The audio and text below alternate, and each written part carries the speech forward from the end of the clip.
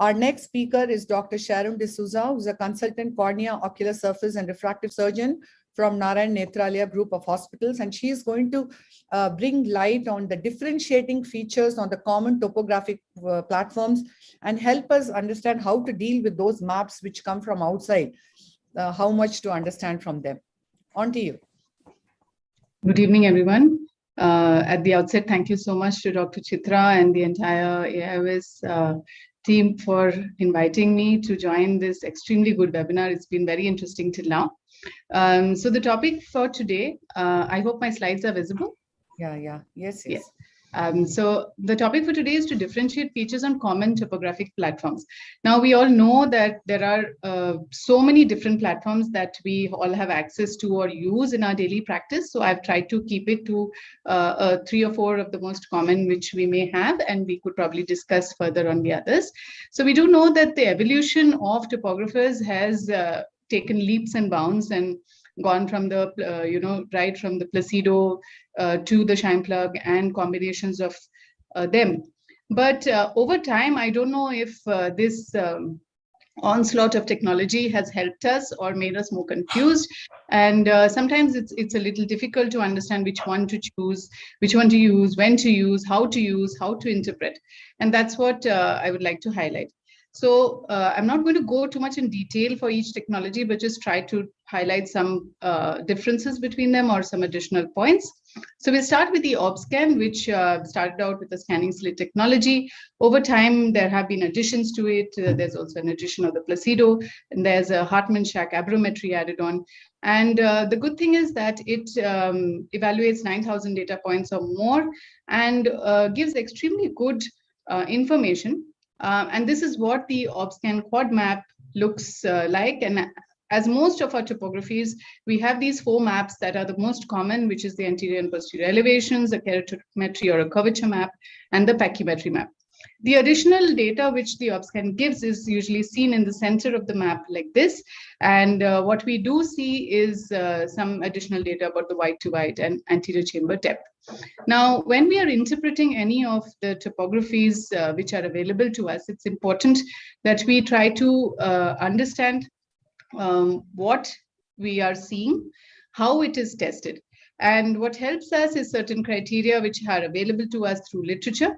So the Rouche's criteria are quite useful. It gives, a sort of guidelines for us to understand how to differentiate a normal from an ectatic cornea. This irregularity at the 3 mm and the 5 mm zone is called the F-Karpidis criteria, and that's very useful.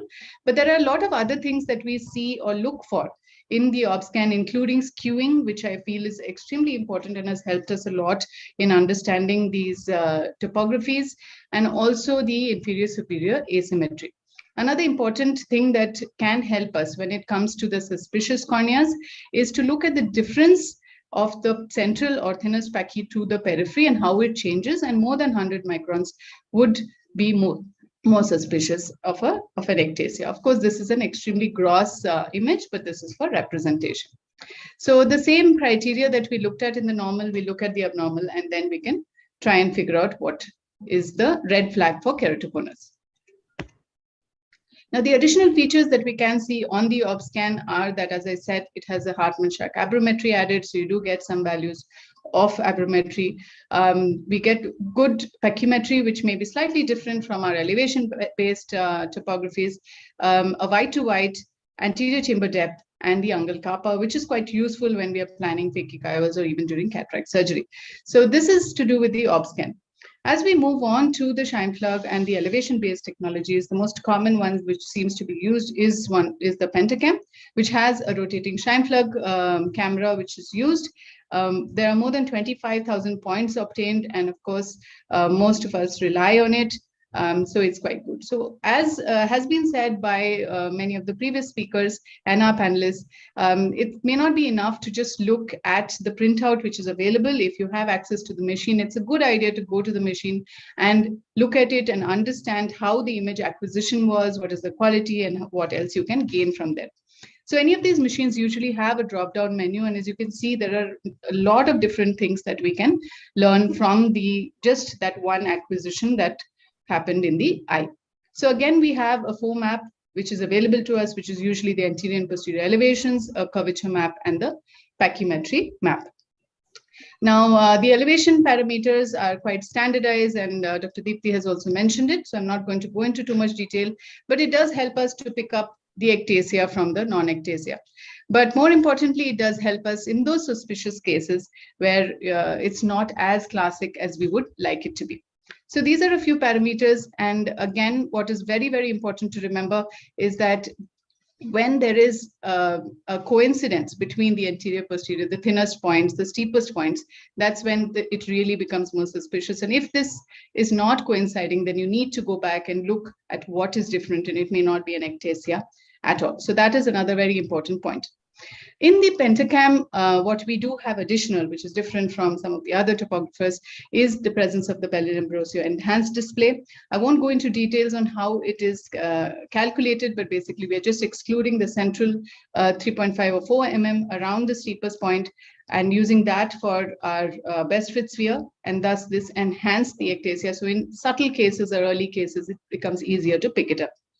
What we do see is that along with the topography segment, there's also other parameters, and these are very important or useful to us, especially in the early stages, because it sort of spoon feeds a lot of indices to us. So needless to say, color coding helps a lot, but do remember that it's not always good to just look at the colors. So look at the numbers as well. I bring your attention to the lowest part, which are the D values, which do show that it's a sort of a derived value. It's not an absolute value. So it's an analysis based on all the other parameters, and it is based on a normative data. Again, unfortunately, most of these databases are of Caucasian population, but we do have increasing number of normative data from an Asian population as well. So in addition to this, the Pentacam also gives the equivalent K readings, which help when we look into irregular corneas where we need to do IL calculations. So it's quite useful in these cases, and it also shows densitometry, which you can look at to assess scars or post-PRK haze and follow it up over time. We come to our next topography, which is the Sirius, which is which has a shine plug and a Placido imaging. So it's a combination of both. It's a high resolution topography, and there are, of course, multiple points, more than 20,000 points, which are again measured. So as I was saying, it's important to go and look at the platform, at the machine, and look at your drop-down menu and see what all we can learn from it. So in addition to our foam map, you can see that there are multiple different parameters that we can study. The Sirius is a very versatile platform, so there's a lot that we can look at from it. So just to bring your attention, this is, of course, our foam map, as I was saying. But on the side, it does give what we call the summary indices. So each of these topographers do have a software which is proprietary to it usually, and it talks about certain parameters which help us for our screening, and this is what I'll just highlight. So one of the parameters is the symmetry index of the front and the back curvature, which is basically just a difference in the anterior tangential curvature, which is centered on the vertical axis. So just like how the Pentacam had the inferior superior asymmetry, this also has it, but it's in terms of a symmetry index. The next thing that is the next parameter that we look at is the KVF, which is the highest point of difference between the anterior corneal shape and the reference sphere. So in this case, it's not a best fit sphere, it's an aspherotoric surface, and that's we need to remember, because you cannot extrapolate the same elevation parameters we look at in the Pentacam to the Sirius. However, they are similar, and once you're used to reading that map, it becomes easier to look at those elevation maps. One very interesting thing is something called the BCV index, which combines a lot of wavefront data, including the trefoil coma and the horizontal coma with the spherical aberration, and gives an index to try and diagnose the keratoconus based on a wavefront irregularity. So these indices— 1 minute remaining, ma'am. Yes, these indices are very important and help us if somebody is a serious user. We need to, I mean, it's difficult to remember these values, but once we can put it up in our OPD, and it helps us diagnose, and a lot of our interpretation would be based on this. In addition, you also get a glaucoma summary because you can measure the angle, you can measure the anterior chamber depth. You also have an intact simulator, and an aberrometry map, as with most of these topographies. In addition, you can also have a mapography, pupillography, tear analysis in the same platform. I'll just very quickly go through the Galilee, which is a dual sham plug with Placido. Again, you have multiple different parameters that you can look at. The first being the refractive foam map. Again, as I was saying, each of these machines usually have a proprietary software. And so there are a lot of different letters and numbers which are thrown at you, and it sometimes gets confusing. But it's a good idea to just have these printouts there in your OPD and try and remember what would be the cutoff values. One very useful thing with the Galilee is the wavefront display, because it actually breaks it up and gives you how much your higher order aberrations is made of with each of the different parts of the wavefront. And this is very useful when we're planning a customized cornea treatment. The keratoconus report, again, as I was saying, does show multiple different parameters, including the keratoconus probability index, the keratoconus prediction index. But what has become synonymous with the Galilee is what is called the CLMI, and it's becoming more popular with time. So these are the different indexes. There are about 11 different indices which you can see with any on any Galilee platform. So it's important to sort of have them with you and know exactly what you're measuring. The CLMI, as I was saying, is to make it simple, is that it just looks at the steepest area and it compares that to the rest of the map or the rest of the cornea and gives a probability level on what possible probability this has of being a keratoconus. So if you can look at the right side, you see that in a relatively normal cornea, it shows it as very low probability, whereas as the cornea becomes more steep, it shows a higher probability. In addition, it also has an optical biometry. Of course, most of us do rely on the more standardized ones, but it does have it inbuilt, and the IOL formula as well. So literature does show that for all these platforms, the measurements are very reliable and are comparable, although they are not interchangeable. So whether we are looking at the Pentacam, Galileo series, most of these values are strong and give us a good index of suspicion when we are trying to diagnose these patients. So I'll end with just these two cases, not exactly cases, but the same patient, if you can look at the Pentacam, there is an inferior superior asymmetry, but on the Bellin-Ambrosio display, it looks fairly normal. Whereas on the series, the same patient does show that it is borderline and to check parameters. And this is the confusion which arises. We don't know what to believe. So it is important to understand why a machine or a topography would show. So the Pentacam has the inferior superior asymmetry showing, which we can see very evidently.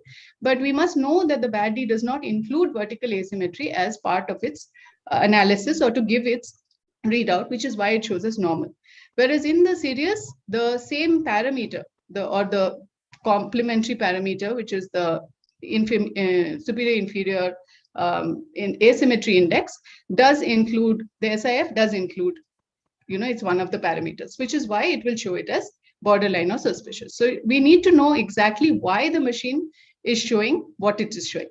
Another thing which was mentioned about edge detection, and this is important that we go back and look at the raw image sometimes if we are seeing something which is not fitting in. So this is, you can see that it shows a progression of a keratoconus, but if you look at the raw image, there is an edge detection, which is that red line is not complete. So it's possible that, because of that, there's a scar there. It's possible that that area has not been measured accurately, and it's important to repeat the scans. To summarize, different topography and tomography platforms are available to us. Usually they are multifunctional, and that helps us in a lot of ways. It cannot be directly interchanged or compared. So when one patient brings an old scan or report, we can look at, the roughly at the K values or the pachymetry, but it's not number to number. Each platform does have specific indices. So if you're using a particular platform, it's a good idea to be well versed with them. And that would give you a maximum benefit. Thank you very much for a patient listening. Thanks very much, Sharon. That was a wonderful talk. In fact, all the talks have been wonderful, but you made it so very clear to us to realize that One important thing, that a red flag in one doesn't mean that it is abnormal. And maybe it's better that if you're familiar with our own topographer, we do a repeat scan with our own and then come to conclusions rather than make odd comparisons between the two. I wish I had lots of questions for you. I'm sure Dr. Praveen has, but I'm going to cover up a little more of speakers before we come back to you all. And please do be involved with the discussions and don't stay quiet. Wonderful Definitely. talk.